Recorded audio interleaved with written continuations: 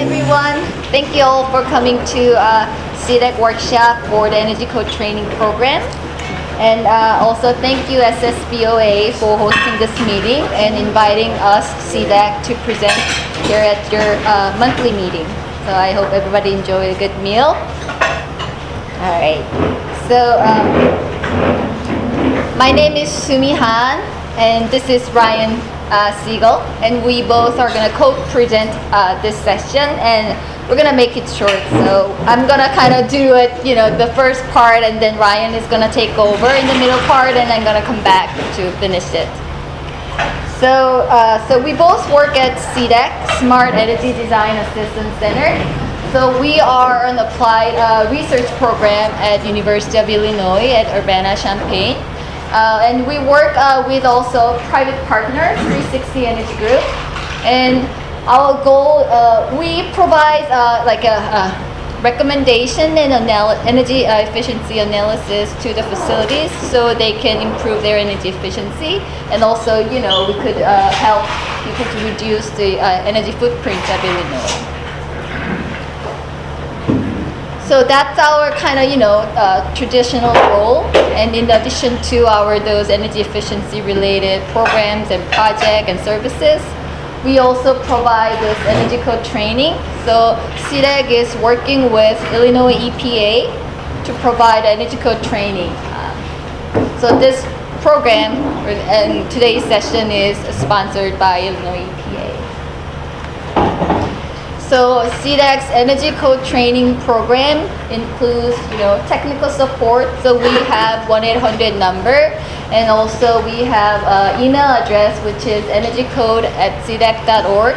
So if you guys have any questions, you can always contact us. And also not a question, if you have a good story to share with us, so we can kind of put it up on our website as, FAQ or, information to share with other people, you can always contact us. And as a part of this Energy Code Training Program, we also provide, a web portal. It's sedac.org/energy-code that contains all the information about our Energy Code Training Program. And also as a part of this training program, we provide workshops like this and webinars scheduled. We have 2 webinars scheduled in April, and also some online on-demand training modules. So this is something that you can kind of go through at your convenience. You don't need to go to the place to have a half day or full day training session, but you can just start and finish whenever you want. So that's the idea. But this one, an online module, isn't up and running yet. It'll be open for registration early in April. So this is how our SEDAC Energy Code Training Program portal looks like. So if you go to that website, actually there's an Energy Code Training tab on your right. If you click it, there are, I think it's hard to read, but you can select Illinois Energy Conservation Code, webinars, and other resources here to contact information.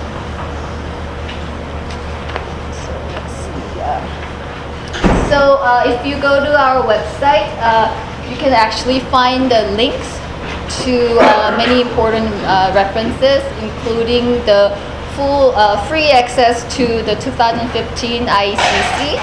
So we provide a link, and if you click that link, it will send you to the IECC website, and it will give you the free access to the whole 2015 IECC and also 2018 IECC. Also links to the Illinois Amendment and the Chicago Amendment and any upcoming events. So I highly recommend if you could visit this one, this will be useful.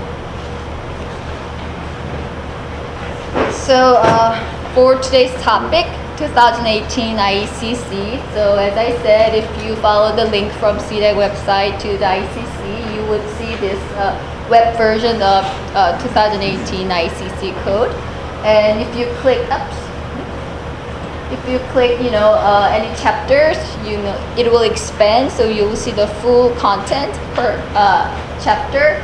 And it's really, we find it very useful if you, use the search function So if you have a keyword, you just type in and then it will show the highlighted, section of the one that it contains your keyword.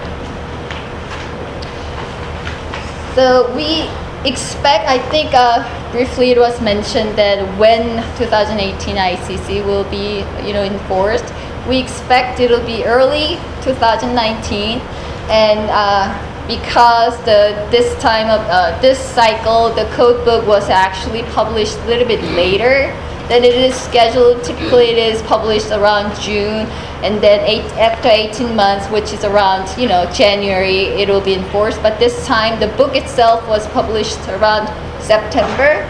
So from September to 18 months, it's somewhere around like a March 22nd, that's the expectation, but CDB hasn't announced the official date, but that's our expectation, somewhere around end of March. Probably that's when the state will enforce the new code. So this graph is kind of looking funky, but this is to give you some overview of the history of the energy code.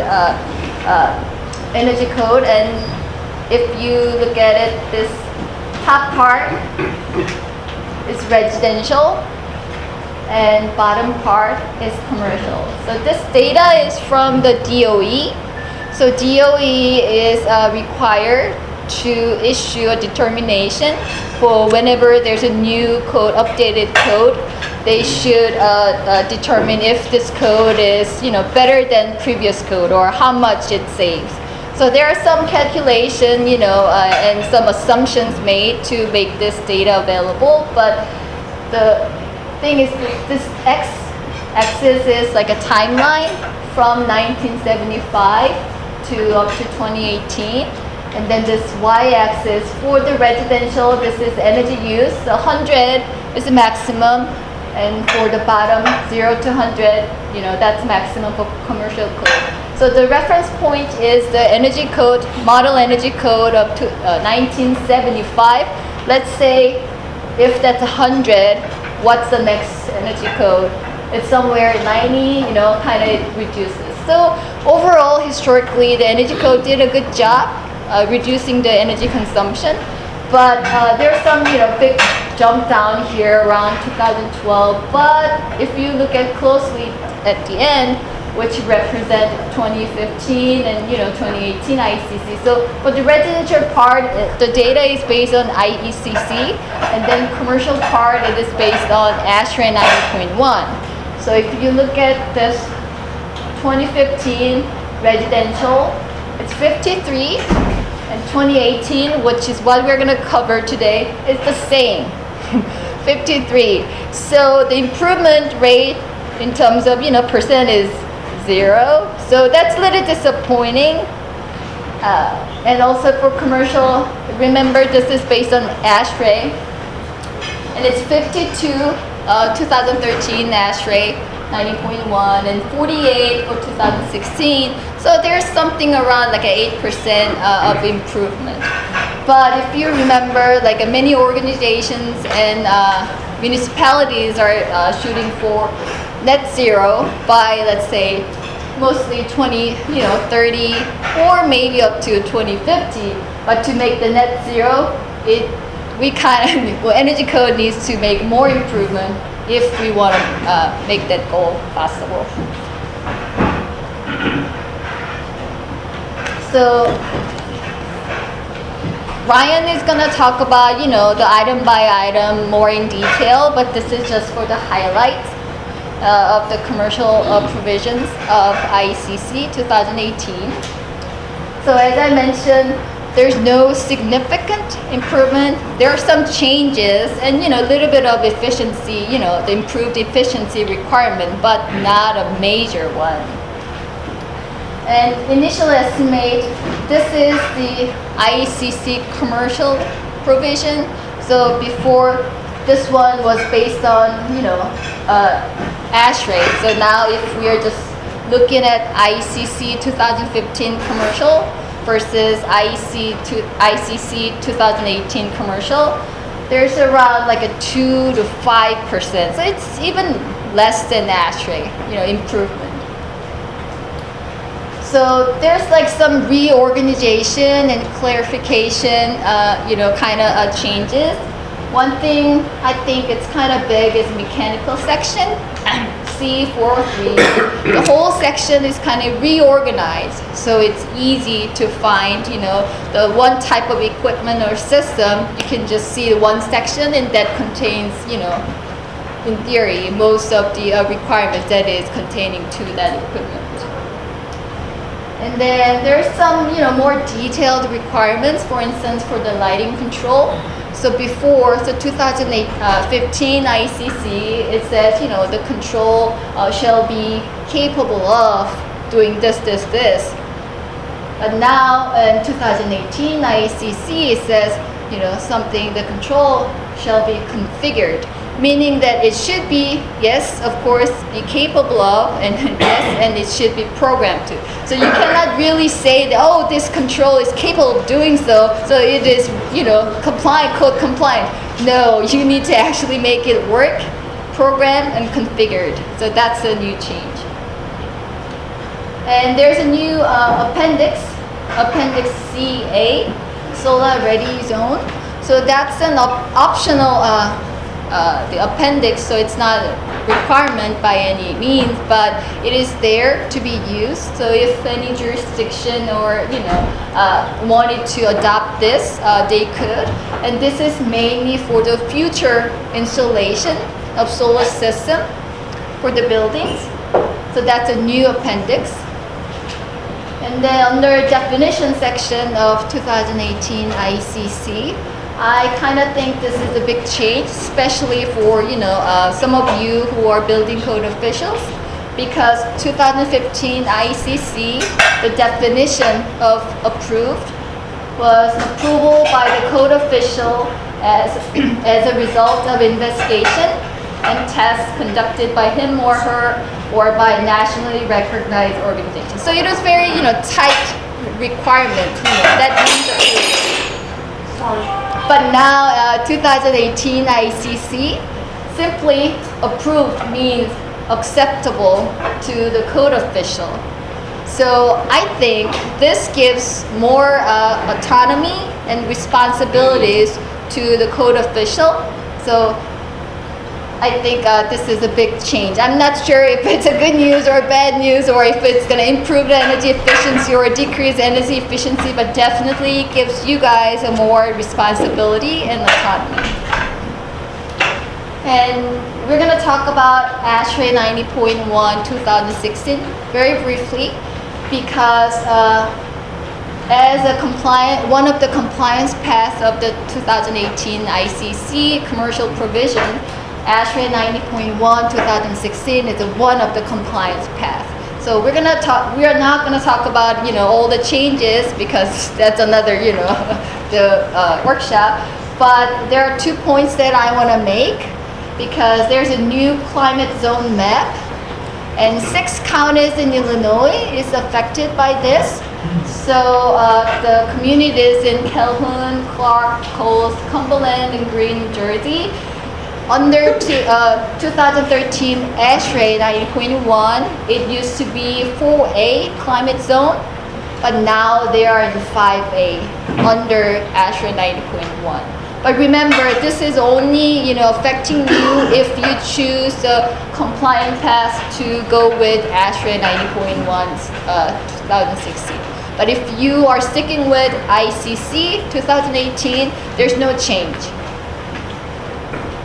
Then second big change under the ASHRAE 90.1 2016 is there's a Appendix G. It was always there, but now under new ASHRAE version, this is also code compliance path. So Appendix G historically being used as like a calculating the performance, or for beyond code programs such as like a LEED or Energy Star. So if in the past, if you have a LEED project, you kind of need to use Appendix G to show the compliance to the LEED requirement, but you also need to do like energy cost, what is it? EC, energy cost forgot. There's a index. So there's another performance-based compliance that you need to follow. So in the past, you kind of need to do two versions of energy modeling. One to show the code compliance, the other one to show the performance. But now under 2016 ASHRAE 90.1, you can do Appendix G.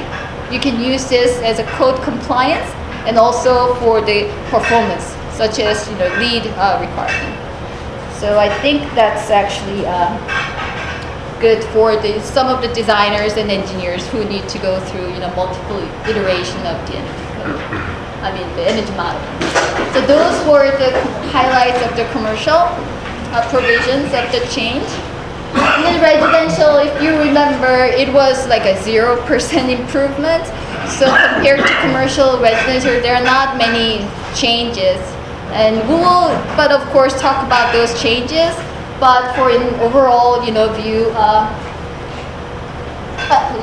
same as the definition of approved.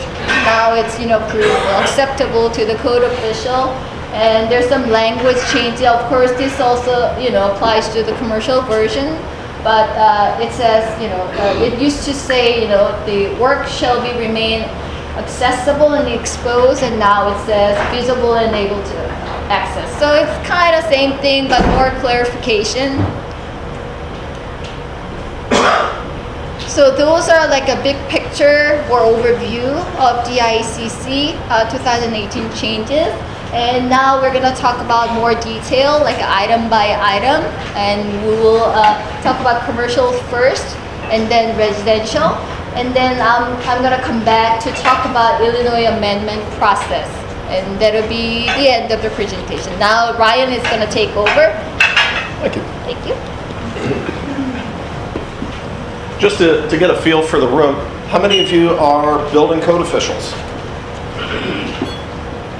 Good portion. Let's see here. Architects and engineers? Couple. Consultants? Other? Okay. All right. So we got a little smattering. So, excellent. Well, as Sumi noted, with 2018, unlike the previous couple of code cycles where they have made some drastic changes, 2018 is more, little tweaks and adjustments and more of a, for lack of a better term, almost a cleanup year. Things, as noted, rather than just be capable of, and program to, there's a lot of programmable thermostats that are capable of a lot of stuff, but how many homeowners actually program them, probably a very different story. So, starting on the commercial side of the house, one change is the requirement for insulation under a heated slab. This being an R5, so roughly 1 inch of foam board underneath. This is one of those where the code minimum is an R5 or your 1 inch. Understanding that as code officials, we can't say, you need to go to 2 inch because it makes you a better home. But realizing that the cost difference between an R5 and an R10 is on the order of like 30 cents a square foot for the material. Plus 2 inch foam is probably going to be a little more durable than your 1 inch foam too. So there may be some nice benefits of going beyond that. But here noting where you also need to make sure that you're sealing anytime you have dissimilar materials, that you are being aware of where those joints are and that they are being sealed. So that, big thing in buildings not only is air control in this, but water and moisture and water vapor control can be critical to a long-lasting building. Even if I make an energy efficient building, if I don't control, air and moisture, it could fall apart in 5 years. So I'd much rather, from a longevity standpoint, have a building that performs for a long time.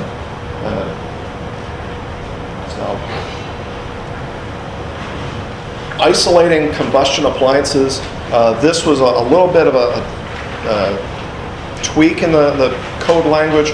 Previously, it did specify you do have to have if you have open air combustion appliances, furnace, water heater, and you have direct connection or direct venting or direct intake air from the outside, then you have to thermally isolate that room from the rest of the building and a lot of other stuff, because to be honest, that room, you are open to the outside. So that is really the outside sitting in the middle of your building that's inside.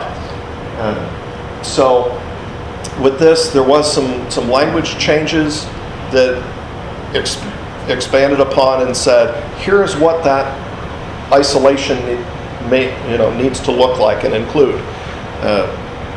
Now, this entire section was amended out in the 2015 Illinois amendments.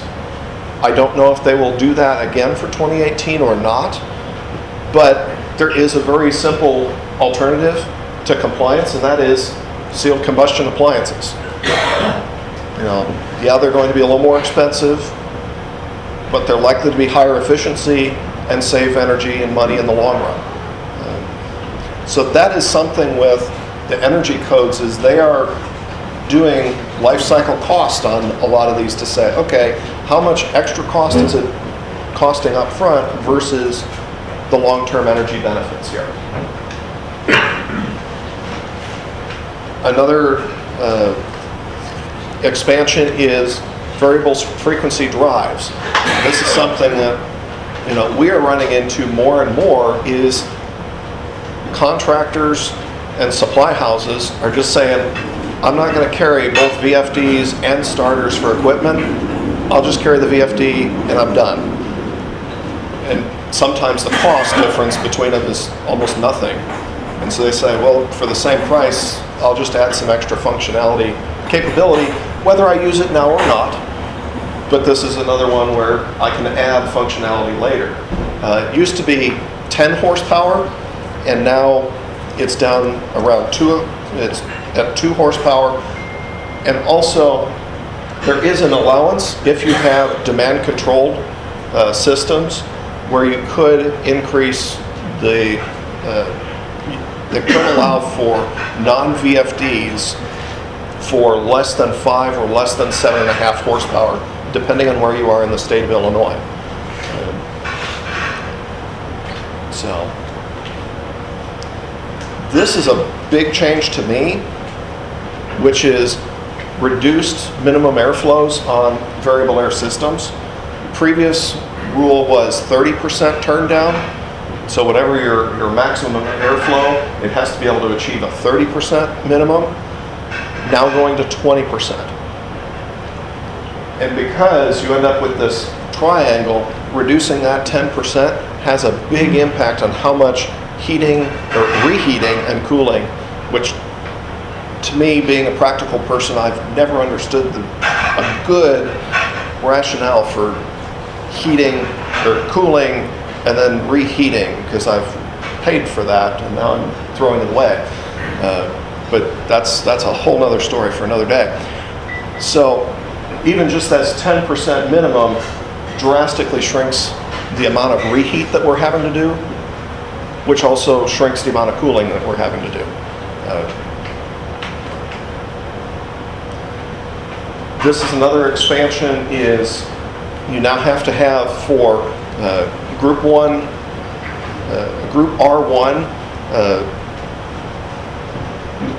buildings, have to have automatic HVAC controls. So that could either be something such as this card occupancy method, or a guest services control center.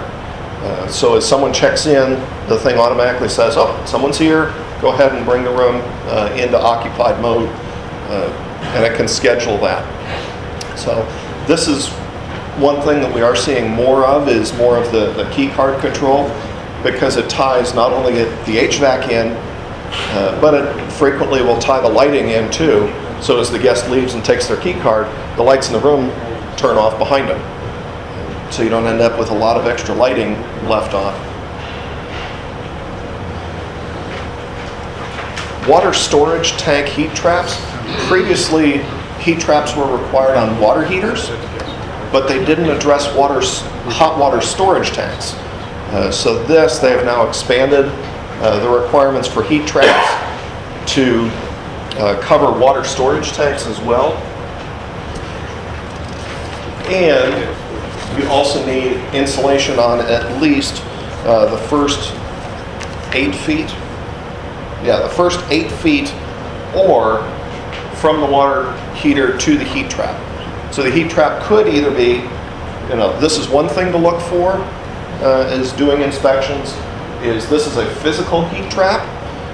They also make integral heat traps that can fit within the piping too. So that's something to be looking for, is what type of heat trap are they using, and is there insulation from the tank to that trap, or at a minimum the first 8 feet if the heat trap is in a remote location. This is something as sensors get cheaper. I mean, you think about how many different sensors there are in our phones nowadays. Well, except for mine. But you've got all kinds of sensors that have gotten cheaper, smaller, smarter. They are now building in sensors into individual light fixtures that has an occupancy sensor and daylighting controls. The code has some provisions that reduces some of the master control requirements if you have luminaire level controls. And so this allows the sensor to pick up, is there anyone where I'm trying to light? If there's no one, okay, I can either dim down or turn off for that area. So something is, it must include both occupancy and daylighting control for it. And so if you have one or the other, it doesn't count in here.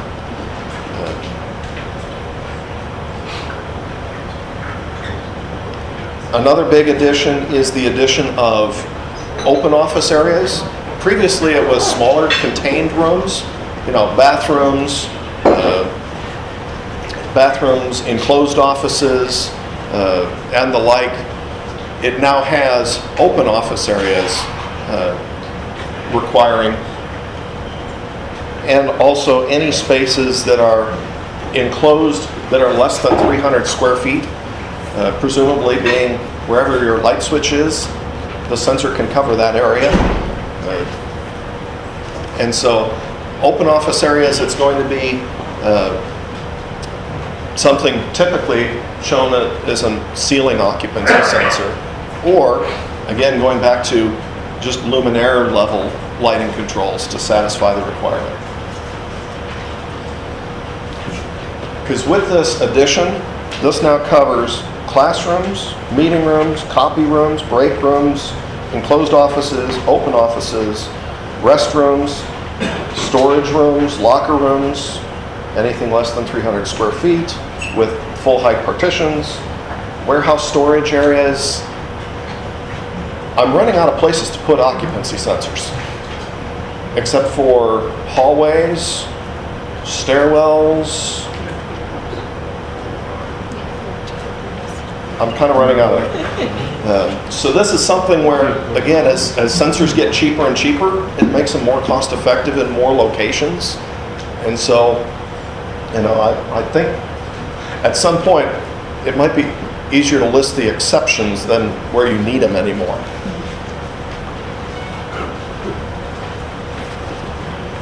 Moving over to daylight responsive controls. With daylight responsive controls now being required in many, many locations, one alternative to adding all the daylight harvesting controls and dimming fixtures and so on and so forth is to actually provide higher efficiency and lower wattage fixtures, or lower watts per square foot. So you're not required to have your daylight responsive controls if you exceed your allowable limit by 40%, which means 40% lower than your limit. So in one example here, a typical office building, 0.79 watts per square foot, which that's getting pretty low. If you actually can get to 0.47 or below, that eliminates your need for your daylight harvesting requirements. Any guesses as to why they put that exception in there?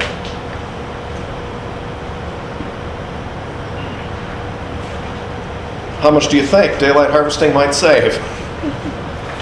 40%. So again, looking at saying it's almost an alternative method of compliance, is saying, okay, you either need to be looking for, if I've got windows in a room, I need to either see where you have daylight harvesting controls, or show me that you've beat your allowed requirement by 40%.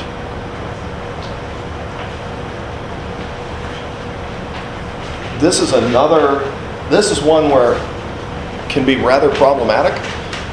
Exterior lighting controls, you are now required to have both daylight shutoff and time clock controls. So previously, we've typically seen where people will either put in a photocell or they'll put in a mechanical or electronic timer. You now need the capabilities of both of those. They could be in one unit, or you could put them as multiple units. So this is something else to be aware of, to be looking for, is do they have both photo control and time control? In addition, decorative lighting, so anything that's not required for security, so this could be your signs and other things, have to be turned off within 1 hour of close of business and cannot turn on unless, or cannot turn on more than 1 hour before the business opens. So this may also increase the amount of controls required for a building, where rather than just having a single time clock that controls everything, you may be required to have 2 time clocks, one for your security lighting and one for your decorative lighting. Would that include holiday lighting? That is an excellent question. I am not sure. Send me an email on it at the energycode@sedac.org, and I will look up and try to get an answer on that. I have not had that question before. That's a good question. Right, I think it's not considered as decorative lighting because it is temporary. That's my guess, but we will look into it and get confirmation. There may be a temporary exception for it. Does it tell you which mode needs to be the primary control, whether it's the photocell or the time clock? It does not. It just says you must have both. So whatever the functionality is, it must have both functions, but it could be satisfied with two sets of integrated, so you could have a photocell interrupting, okay, I've got my time clock, and then I've got a photocell interrupter, so that even if the time clock fails, which is really what this is trying to do, is say, if one fails, I have a backup that's not going to cause me to have this. And also from a building owner's perspective, having that redundancy can be very beneficial if you're dealing with a potential larger customer that has peak demand charges. Because if I pop on my outside lighting in the middle of the day, that could cost me a bunch of demand charge on top of it. So,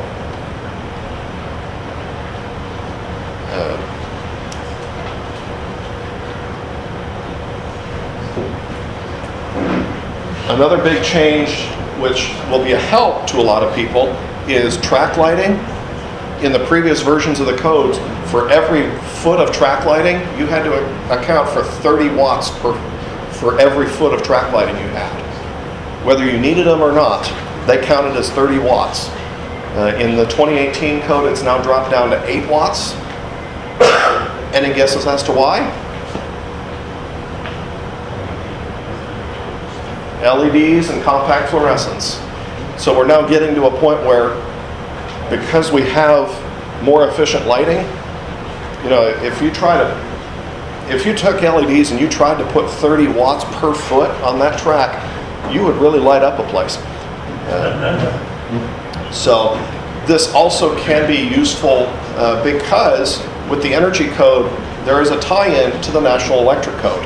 I believe starting in 2011, either 2011 or 2008, if you are following an energy code, you can now reduce your service calculation for it. So this was also potentially driving a service load calc beyond just your lighting power density.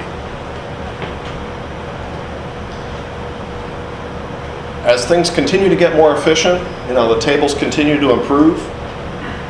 Offices have seen a little bit of a reduction at 4%. You know, they're now down to 0.79 from a whole 0.82. When we started, I think I recall this being at least 1.5 for an office.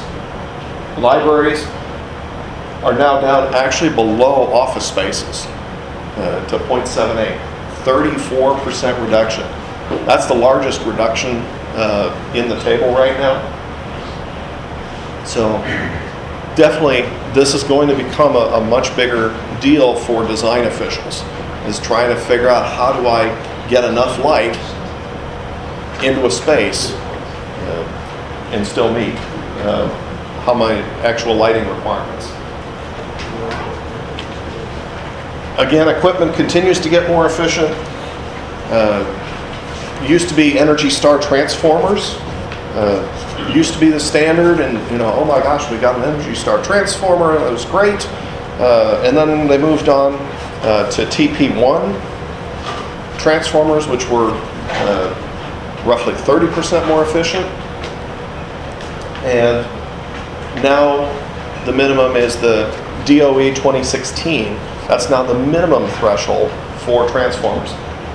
Can anyone tell the difference between the two transformers?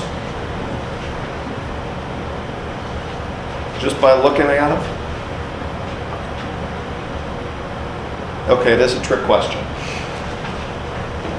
The thing is on transformers, this is one of those hidden energy problems, is on a transformer, it is very difficult to tell. So you almost end up needing the cut sheet to find out, does it actually meet the requirement? Because I've visited many locations where, you know, you go by a transformer, and that's something that I'm always checking, is just saying, okay, how much heat is anything putting off? So I'll see, okay, motors, do I have a lot of heat here, transformers? And you'll walk by one transformer, and it'll be nice, you know, okay, yeah, there's something going on there. And you'll walk by another one, and you end up with a ton of heat, to the point where I actually went to a facility where they had an electrical room, 2 transformers, obviously low bid situation. The transformers were so inefficient and dumping so much heat into that room, they literally had to install an IT air conditioning unit just to cool the 2 transformers. Went back and figured out, if you put in, you could replace both of them with a single transformer that was actually a little bit smaller than either of them were before, and they could eliminate the entire need for an air conditioner. So this is one of those very big, this can be a big impact if people are not being aware of that. Because transformers, they look identical on the outside, but what's in them can be very different. And these things are operating 24 hours a day, 7 days a week, whether the lights are on or the lights are off. The other thing is motors continue to improve in efficiency. We are now seeing motors coming out that you can tell something's different about that motor. We are now seeing extreme efficiency motors coming out. They are not yet required, and even in the 2018, they're not there yet, but they are coming to it. NEMA premium motors are now the bare minimum. You cannot put anything less than a NEMA premium motor. There's a whole table of values in there. It just mirrors the NEMA premium table. So,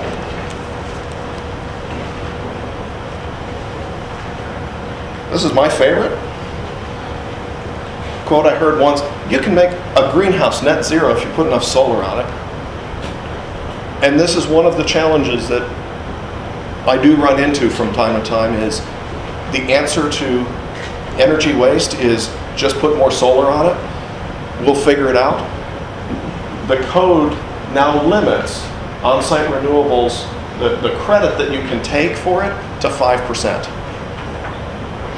So thinking back to our original goal of net zero buildings, your net zero building might not end up being net zero when you do it based on code.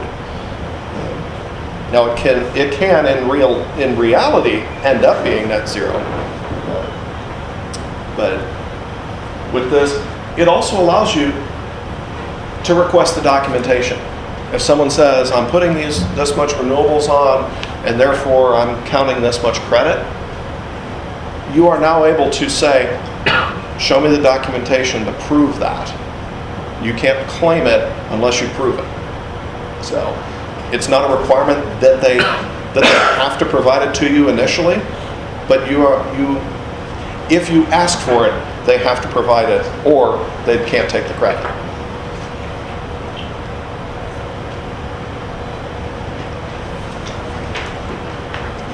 And if you've seen a wonderful set of O&M binders that your customer frequently will end up getting at the end of a project, that looks something like this, to put on a bookshelf and no one ever opens them again. This is something that the code has clarified in the new 2018 version, is what this has to include. And that this is no longer acceptable for a submittal back to the customer. They can provide this information, but they also have to provide a simplified, what is the maintenance for this thing? Don't give me every little nuance and every little nook and cranny, but what is it that I have to do to the equipment in this building?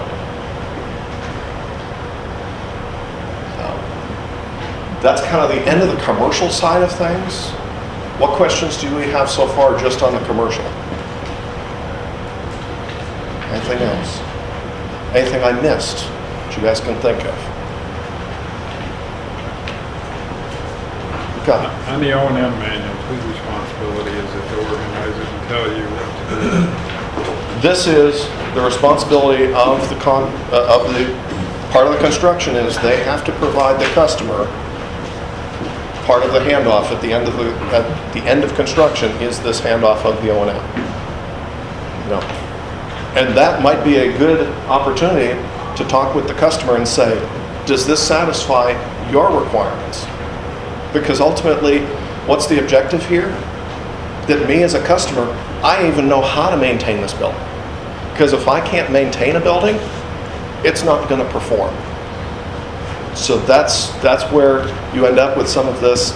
You might have to ask the customer of the building and say, is that acceptable to you? Or what needs to be tweaked for that? Because you as a code official, you might have one impression of what I need, but as a client, I may have a different need. I've run into this before, where you get 8 people in a room and you try to put a spreadsheet together, it will end up 8 different spreadsheets. So that's where some of this is going to be part of a conversation. But the code states this is the minimum requirements as far as what it must contain. The format is not specified, and things like that. Are there office minimums for the lighting controls and the occupancy system? There are minimum standards as far as what the function they must perform, and that's also spelled out in the code in the lighting section. Another big change is they have now changed in occupancy controls. It used to be a 30-minute delay. It's now 20 in the new code. So that's another another tweak in there is now it's a 20-minute delay on the occupancy sensors maximum, no longer 30. Switching over to the residential side, there's not a whole lot of changes here on the residential side. Windows have gotten a little bit better, 0.03 of a U. So a little bit better there. Biggest thing to watch for is make sure you have an idea of this sticker should be able to be given to you for any window or any door. Is what is the National Fenestration sticker? So you actually know this, because some of the budget windows or utility windows don't meet the minimum standard. They don't even meet the existing minimum standard, let alone the new one. And typically it's either going to be your utility window grade or something that someone actually had to go to the lumberyard and custom order the cheaper version because they don't stock it because it doesn't meet the standard. Buried ducts. This is now providing further guidance as far as if you fully bury the duct in the insulation, and typically what you'll see is you can see where the ducts run, because you'll end up seeing a hump of insulation where, oh, there's the duct, where they've run the duct and then they blew all the insulation over the top of it. If they're fully buried and you don't see a hump, something is wrong, because the insulation over the duct, including the R4 or 5 or 8 that's on the duct, has to equal the same amount as everywhere else. So you should see a hump of at least the size of that duct.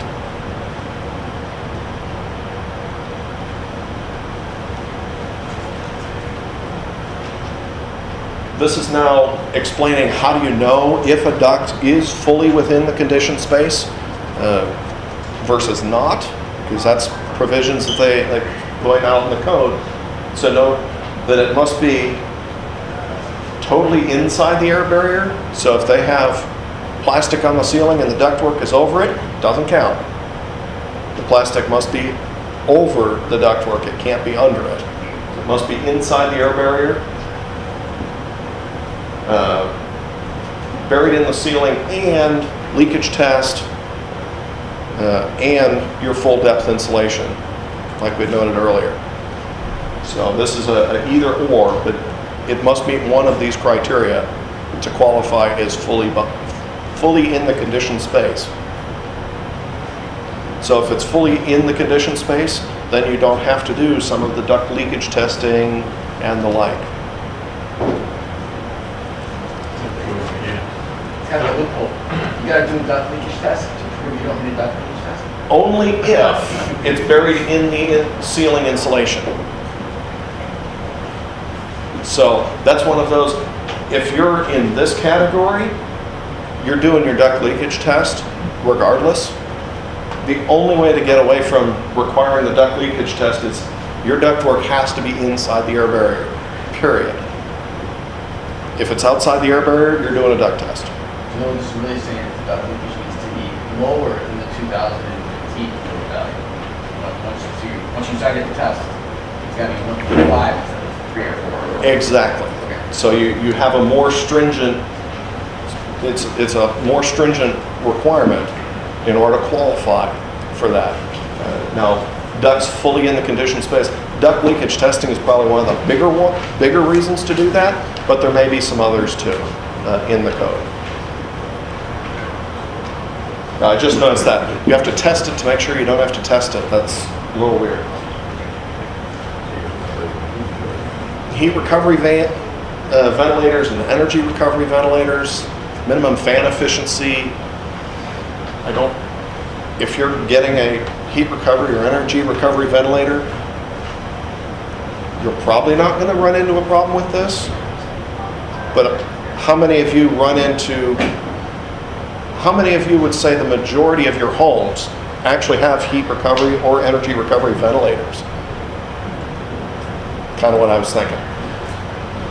So generally, if you go to this point, you're probably going to do it right.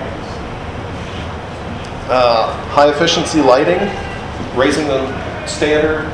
We're now up to 90% of fixtures must be high efficiency, and we've eliminated the exception for low voltage. So a lot of low voltage track lighting didn't meet this. So now, low voltage track lighting, it either has to be high efficiency or it's in your 10%.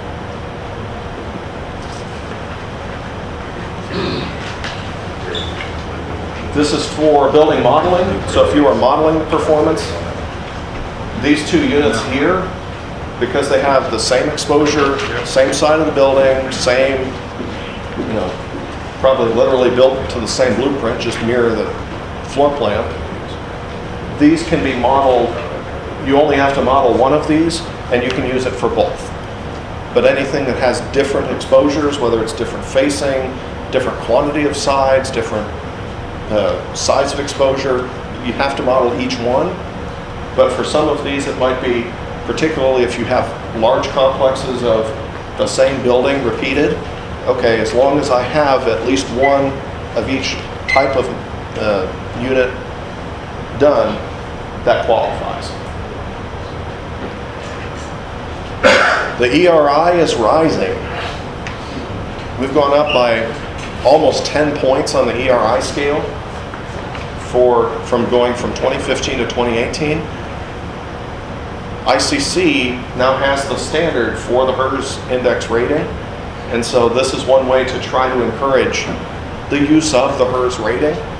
This is something, to me, I love this idea of right below your for sale sign, show me your score. How good is that house going to be?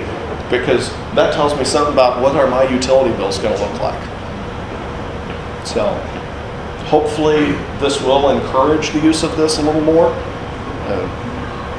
little bit underutilized. So, all right, I'll turn it over to Sumi for the code amendments. If you don't like anything you see here, how do you get it to change?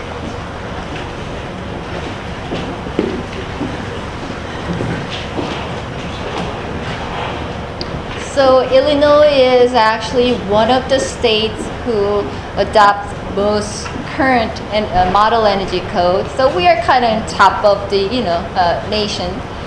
So as part of that adoption process, so Illinois is going through the amendment process too. So actually the public opinion is considered as a part of amendment. So if you have any ideas, to suggest to the CDB, who is responsible for adopting the new code, this is a good time actually, because there's a process that you could submit your amendment proposal, so it's not difficult. So there's a web link, and if you want, I can send you via email, but actually that document looks like this. This is a one-page document. It says Public Code Change Proposal Form. So here you can list what kind of changes you want to make. Just, some housekeeping item, you don't submit the multiple amendments to one single proposal. If it contains multiple, section, you kind of submit it separately, and some, editorial thing.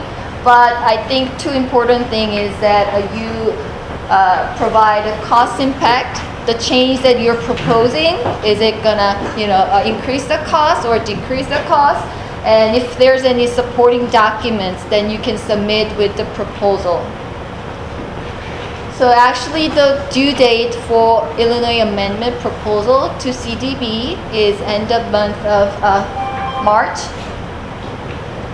So if you have any ideas, you can directly send it to CDB, or you can contact us and we will help you to file the proposal.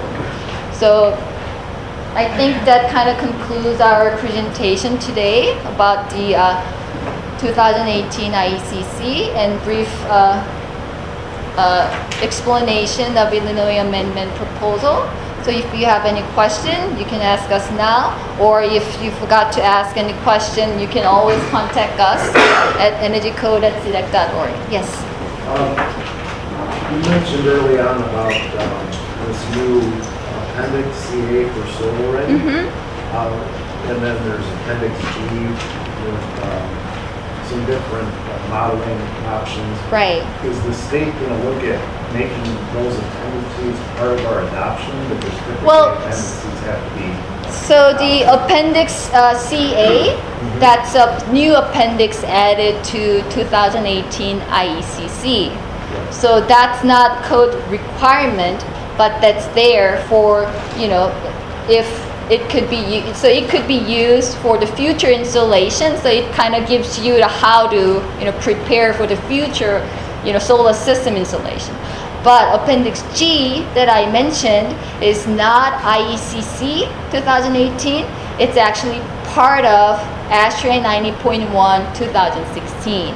So the reason why I mentioned is because as one, path of compliance under 2018 ICC commercial provision, you can actually just close the 2018 ICC book and open up the ASHRAE 90.1 and follow that path. That's a one path, so that's why I mentioned. But Appendix G is not under ICC 2018. But do you think that the state will include some of these appendices from IECC because typically they would have to for us to be using? I think that's, Or is that going to be more on the local level? I think that's going to be a question as far as, that could be potentially one of the proposals submitted to CDB is to go Right. ahead and adopt the Appendix Ca or RA. Now Appendix G is a normative appendix, and so therefore it actually is part of the The 90.1. The other ones, the solar ready at this time are informative unless they are brought in as part of an amendment. And that's where Appendix G was one of those that it used to be normative. In 2010, in 2013, it became informative, and now in 2016, it's back to being normative. Thank you. Any other questions? So I still don't understand it. Is the state going to adopt some of these appendixes that you brought up? Appendix G is part Part of. of 90.1, which is a path Okay. which is- via ICC. So, Right. so by adopting IECC appendixes. the IECC, at this time, they are not part of it, but that could be one of the Illinois amendments is to adopt those appendices. So that's one of those, do you not, what is it, and that could be something where you guys can provide them input about, is this a cost impact? Is this significant cost impact? Or is it, all I need to do is stick a piece of 2-inch conduit through the roof and I'm done. Okay, and that's the extent of the cost. That's one of those, that's part of one of the benefits of, because this is before March 31st, you guys get to have any input you want as far as what should the Illinois amendments look like. Should it be part of it? Should it not be part of it? Right, but for now, Appendix Ca, solar ready zone, is not part of requirement under 2018 IECC. It's just optional appendix. And this will take effect for any permits submitted after the date that. Correct. We expect it'll be sometime end of March of 2019. That's because we kind of calculated back like 18 months, added to the publication of the book itself because it was published in September. So if you add 18 months, it's actually not January. Typically it was like a January 2016 when we adopted 2015 IECC, but now it's kind of pushed back a little bit. That's our expectation, but CDB hasn't officially announce that this is the date because they are still going through this amendment process. So hopefully we will hear back from them for more, affirmative answer and when exactly it is going to be affected and enforced. For residential, the ceiling installation is still on 49, or did it increase? Ceiling, I don't believe that there was any, I think it's still like a 30. well, it depends on where you are.